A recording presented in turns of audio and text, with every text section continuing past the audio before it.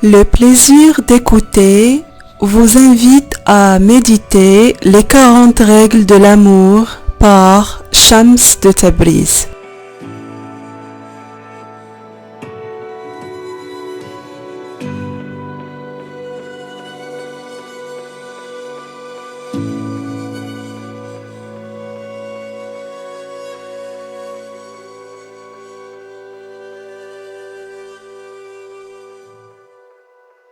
La manière dont tu vois Dieu est le reflet direct de celle dont tu te vois.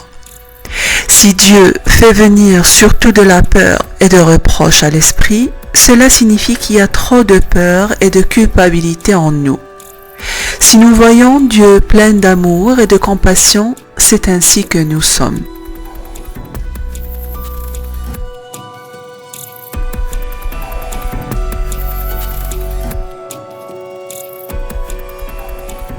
La voie de la vérité est un travail de cœur, pas de la tête. Faites de votre cœur votre principal guide, pas votre esprit. Affrontez, défiez et dépassez votre naf avec votre cœur. Connaître votre ego vous conduira à la connaissance de Dieu.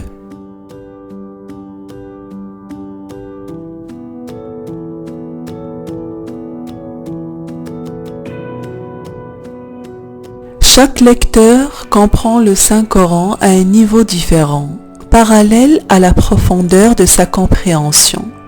Il y a 4 niveaux de discernement. Le premier est la signification apparente, et c'est celle dont la majorité des gens se contentent. Ensuite, c'est le bâton, le niveau intérieur. Le troisième niveau est l'intérieur de l'intérieur. Le 4e est si profond qu'on ne peut le mettre en mots. Il est donc condamné à rester indescriptible.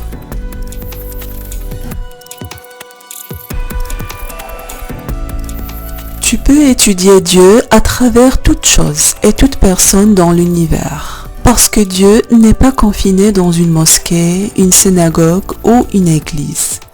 Mais si tu as encore besoin de savoir précisément où il réside, il n'y a qu'une place où le chercher, dans le cœur d'un amoureux sincère.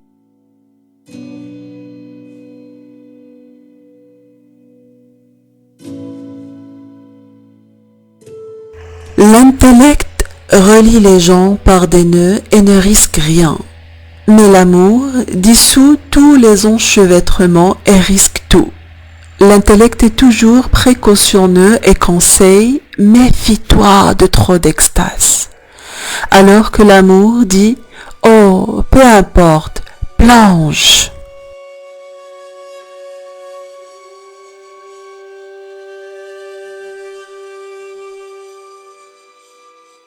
L'isolement et la solitude sont 2 choses différentes. Quand on est esselé, il est facile de croire qu'on est sur la bonne voie. La solitude est meilleure pour nous, car elle signifie être seul sans se sentir esselé.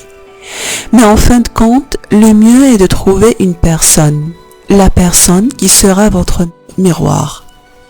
N'oubliez pas que ce n'est que dans le cœur d'une autre personne qu'on peut réellement se trouver et trouver la présence de Dieu en soi.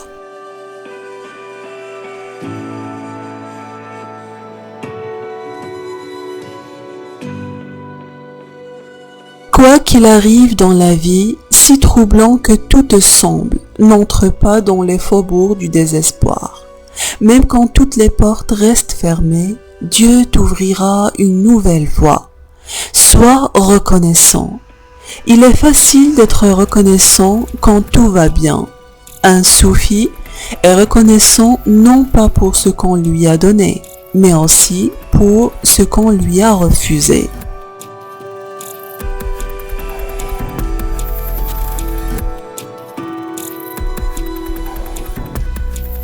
La patience, ce n'est pas endurer passivement, c'est voir assez loin pour avoir confiance en l'aboutissement d'un processus. L'impatience signifie une courte vue qui ne permet pas d'envisager l'issue. Ceux qui aiment Dieu n'épuisent jamais leur patience, car ils savent qu'il faut du temps pour que le croissant de lune devienne une lune pleine.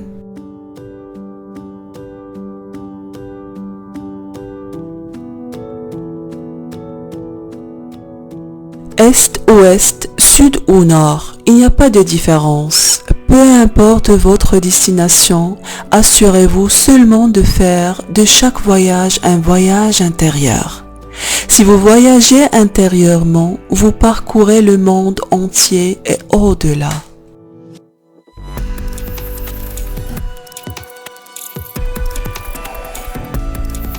Les sages-femmes savent que lorsqu'il n'y a pas de douleur, la voie ne peut être ouverte pour le bébé et la mère ne peut donner naissance. De même, pour qu'un nouveau soit naisse, les difficultés sont nécessaires, comme l'argile doit subir une chaleur intense pour durcir. L'amour ne peut être perfectionné que dans la douleur.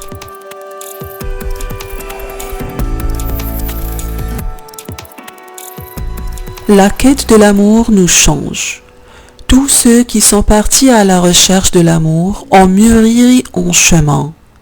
Dès l'instant où vous commencez à chercher l'amour, vous commencez à changer intérieurement et extérieurement.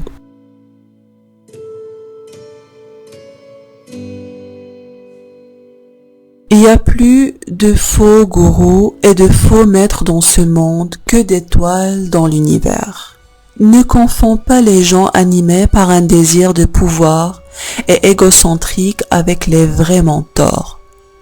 Un maître spirituel authentique n'attirera pas l'attention sur lui ou sur elle et n'attendra de toi ni obéissance absolue ni admiration inconditionnelle, mais t'aidera à apprécier et à admirer ton moi intérieur. Les vrais mentors sont aussi transparents que le verre. Ils laissent la lumière de Dieu les traverser.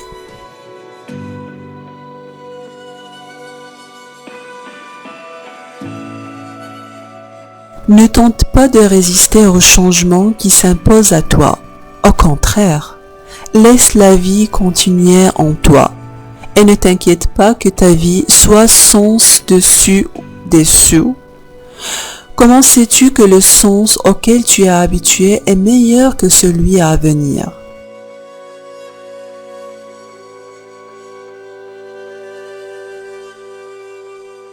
Dieu s'occupe d'achever ton travail intérieurement et extérieurement. Il est entièrement absorbé par toi. Chaque être humain est une œuvre en devenir qui lentement mais inexorablement progresse vers la perfection. Chacun de nous est une œuvre d'art incomplète qui s'efforce de s'achever.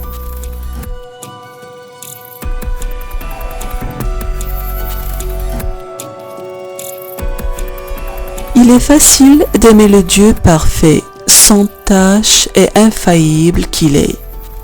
Il est beaucoup plus difficile d'aimer nos frères humains avec leurs imperfections et leurs défauts. Sans aimer les créations de Dieu, on ne peut sincèrement aimer Dieu.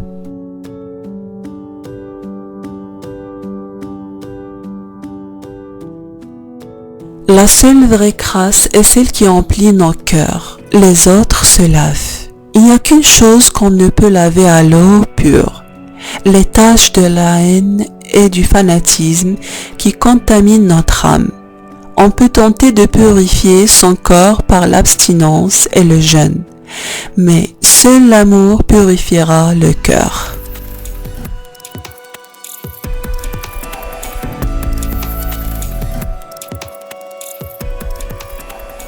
Tout l'univers est contenu dans un seul être humain, toi.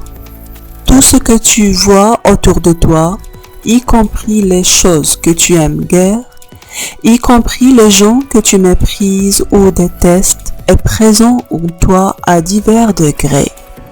Ne cherche donc pas non plus ton shaitan hors de toi. Le diable n'est pas une force extraordinaire qui t'attaque du dehors. C'est une voix ordinaire en toi.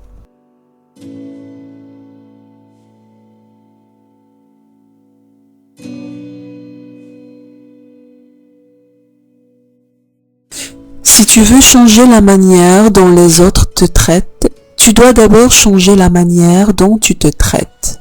Tant que tu n'apprends pas à aimer pleinement et sincèrement, tu ne pourras jamais être aimé. Quand tu arriveras à ce stade, sois pourtant reconnaissante de chaque épine que les autres pourront jeter sur toi. C'est le signe que bientôt tu recevras une pluie de roses.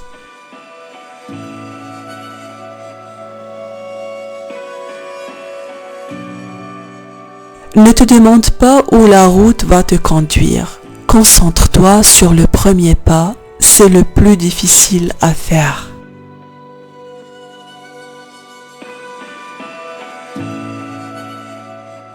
Nous avons tous été créés à son image, et pourtant nous avons tous été créés différents et uniques.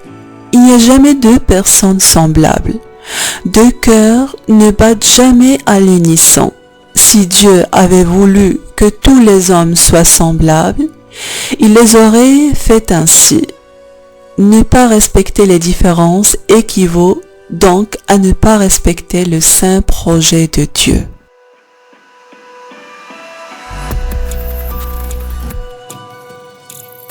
Quand un homme qui aime sincèrement Dieu entre dans une taverne, la taverne devient sa salle de prière. Mais quand un ivrogne entre dans la même salle, elle devient sa taverne. Dans tout ce que nous faisons, c'est notre cœur qui fait la différence, pas les apparences.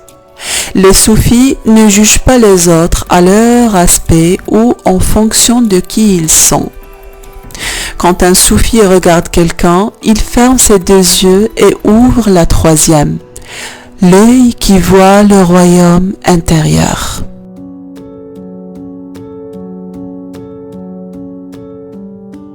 La vie est un prêt temporaire et ce monde n'est qu'une imitation rudimentaire de la réalité. Seuls les enfants peuvent prendre un jouet pour ce qu'il représente. Pourtant, les êtres humains soit s'entichent du jouet, soit irrespectueux, le brisent et le jettent. Dans cette vie, gardez-vous de tous les extrêmes, car ils détruisent votre équilibre intérieur. Les soufis ne vont pas aux extrêmes. Un soufi reste toujours clément et modéré.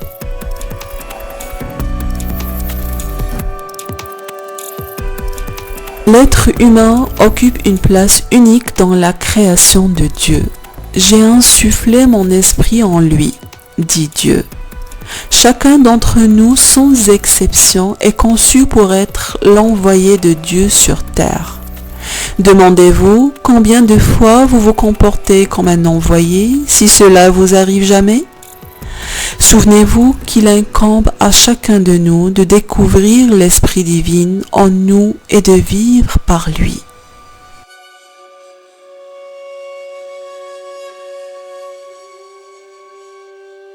L'enfer est dans l'ici et maintenant, de même que le ciel. Cesse de t'inquiéter de l'enfer ou de rêver du ciel, car ils sont tous deux présents dans cet instant précis. Chaque fois que nous tombons amoureux, nous montons au ciel. Chaque fois que nous haïssons, que nous envions ou que nous battons quelqu'un, nous tombons tout droit dans le feu de l'enfer.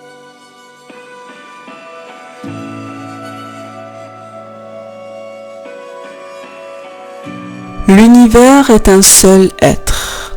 Tout et tous sont liés par des cordes invisibles et une conversation silencieuse. La douleur d'un homme nous blessera tous. La joie d'un homme fera sourire tout le monde. Ne fais pas de mal, pratique la compassion, ne parle pas dans le dos des gens, évite même une remarque innocente. Les mots qui sortent de nos bouches ne disparaissent pas. Ils sont éternellement engrangés dans l'espace infini et ils nous reviendront en temps voulu.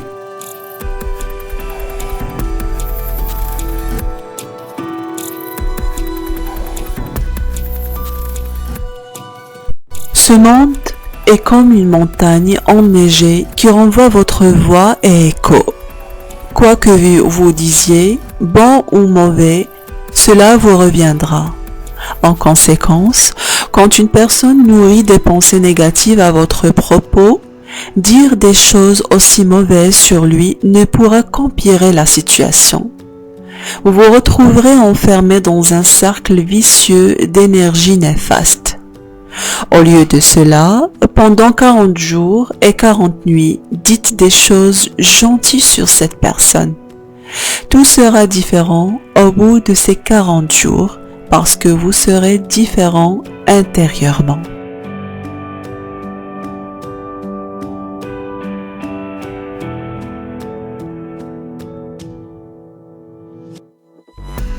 Le passé est une interprétation. L'avenir est une illusion.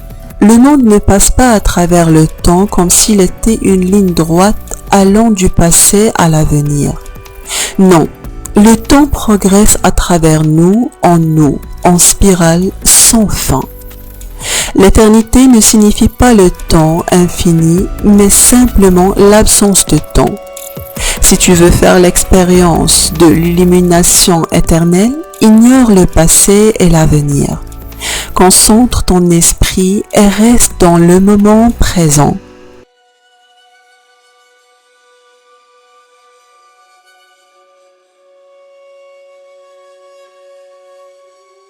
Le destin ne signifie pas que ta vie a été strictement prédéterminée.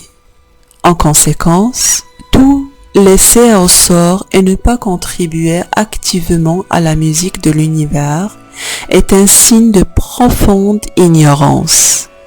Il existe une harmonie parfaite entre notre volonté et l'ordre de Dieu.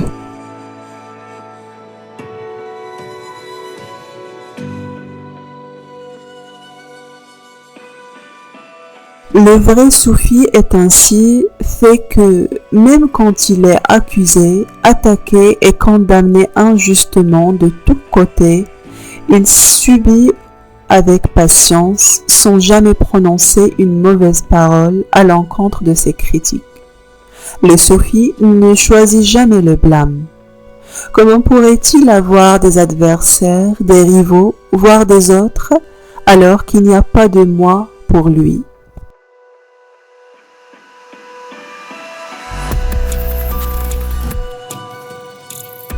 Si tu veux renforcer ta foi, il te faudra adoucir ton cœur.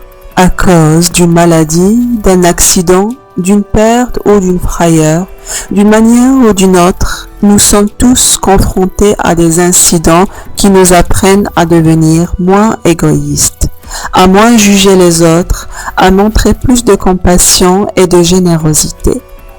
Pourtant, certains apprennent la leçon et réussissent à être plus doux, alors que d'autres deviennent plus durs encore. Le seul moyen d'approcher la vérité est d'ouvrir son cœur afin qu'il englobe toute l'humanité et qu'il reste encore de la place pour plus d'amour.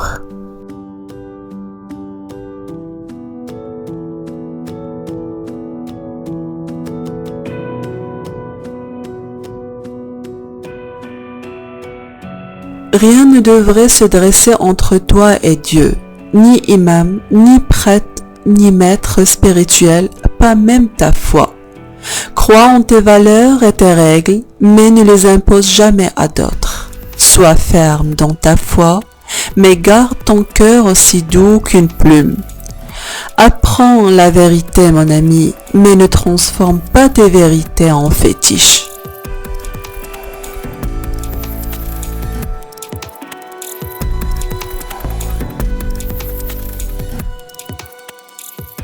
Tandis que chacun en ce monde lutte pour arriver quelque part et devenir quelqu'un, alors que tout cela restera derrière eux quand ils mourront. Toi, tu vises l'étape ultime de la vacuité. Vis cette vie comme si elle était aussi légère et vite que le chiffre 0. Nous ne sommes pas différents de peau.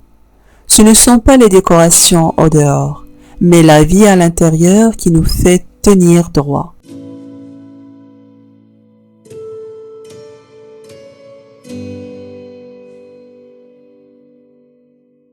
La soumission ne signifie pas qu'on est faible ou passif et ne conduit ni au fatalisme ni à la capitulation. À l'inverse, le vrai pouvoir réside dans la soumission, un pouvoir qui vient de l'intérieur. Ceux qui se soumettent à l'essence divine de la vie vivront sans que leur tranquillité ou leur paix inférieure soit perturbée, même quand le vaste monde va de turbulence en turbulence.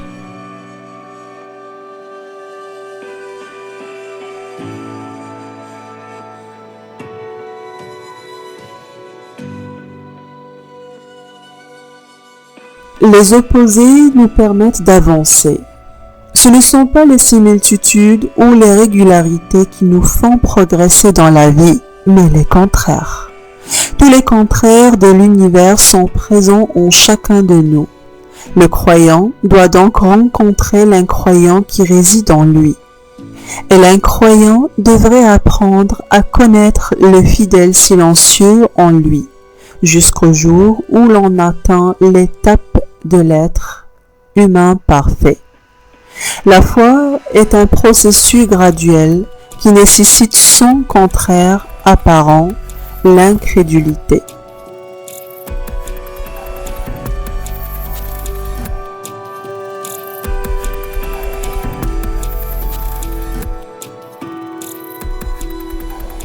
Ce monde est érigé sur le principe de la réciprocité.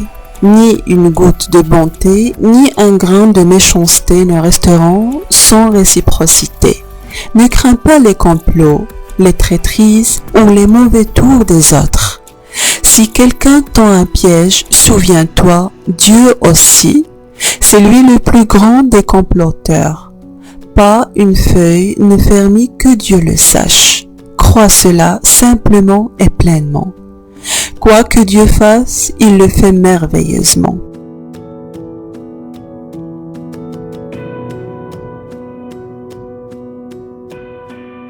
Dieu est un horloger méticuleux. Son ordre est si précis que tout sur terre se produit en temps voulu. Pas une minute trop tôt, pas une minute trop tard. Et pour tous, sans exception, l'horloge est d'une remarquable exactitude. Il y a pour chacun un temps pour aimer et un temps pour mourir.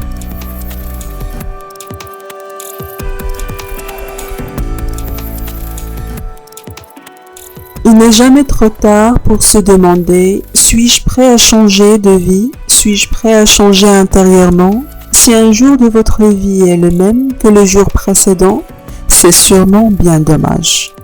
À chaque instant, à chaque nouvelle inspiration, on devrait se renouveler encore. Il n'y a qu'un moyen de naître à une nouvelle vie, mourir avant la mort.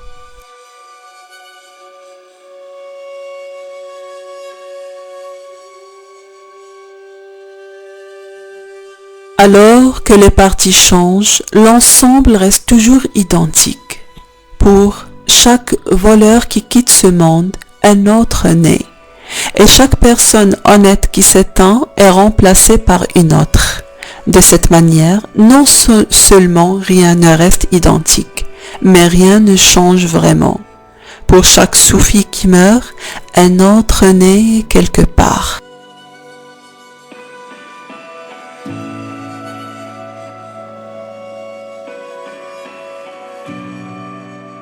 Une vie sans amour ne compte pas.